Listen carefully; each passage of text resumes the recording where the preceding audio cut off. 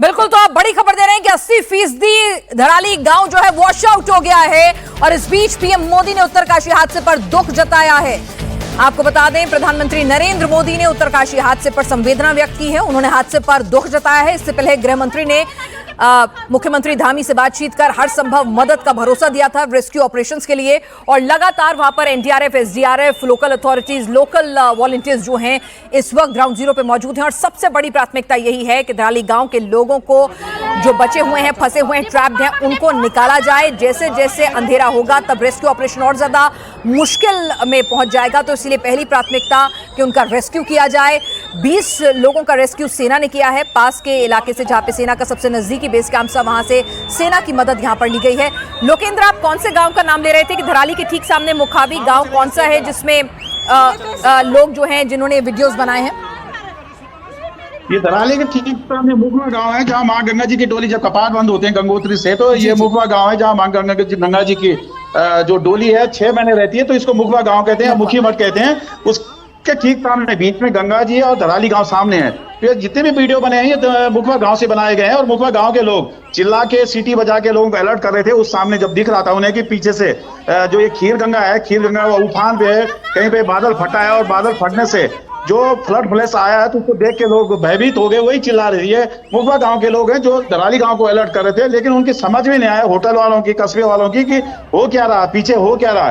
कुछ लोगों ने जान बचाकर भागने की कोशिश की, लेकिन जो गति थी फ्लड की वो बहुत तीव्र थी, जिसमें सारे के सारे जो होटल हैं, जो रेस्टोरेंट हैं, जो लोगों के अपने घर हैं, वो सब तिनके की तरह बिखर रहे थे। तो काफी लोगों की, मुझे लगता है कि जान माल के बड़ा नुकसान है। अभी रिपोर्ट जो की गई है वो करीबन 4 लोगों की गई है, और जिला प्रशासन ने उत्तराखंड सरकार से, भारत सरकार से सहायता मांगी है कि और रेस्क्यू के लिए उनको विमान की जरूरत है, हेलीकॉप्टर की जरूरत है। लेकिन अब धीरे धीरे अंधेरा होने वाला, लगातार बारिश भी हो रही है, तो राहत और बचाव कार्य उसमें दिक्कतें आ रही है। हालांकि बगल में, धराली के बगल में हर्सिल है, जहाँ पे आर्मी का एक बटालियन थी, तो वहां से काफी लोग बचाव में।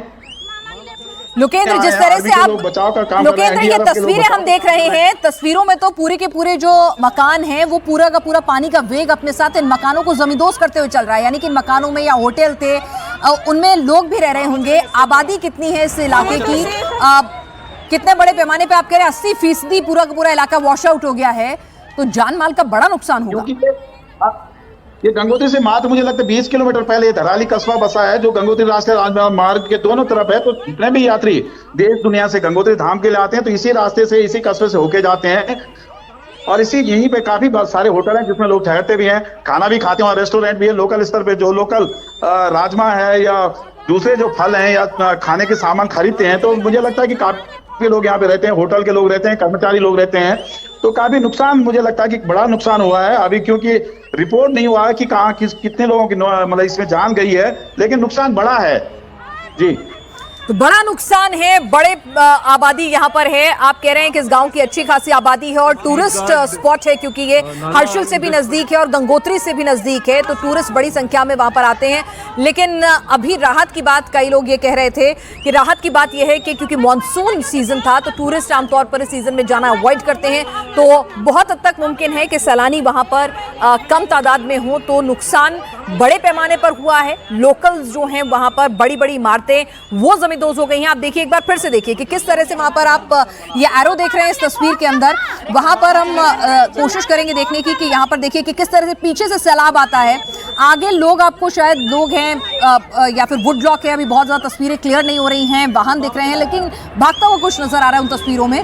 तो वो जो तस्वीरें हैं, पीछे से ये पूरा का पूरा फ्लैश फ्लड आता है, पूरे के पूरे होटल को, बिल्डिंग्स को, मकानों को नेस्तनाबूद करता है, जमींदोज करता है, और उसके बाद आगे बढ़ता हुआ चला जाता है अपनी चपेट में लेते हुए, पूरा समतल कर देता है अपने वेग में। आसपास जो भी कुछ नजर आता है, जो भी, कितनी भी ऊंची इमारत हो, कितनी भी बड़ी इमारत हो, आप देखिए पानी के इस वेग में कैसे बह गई है।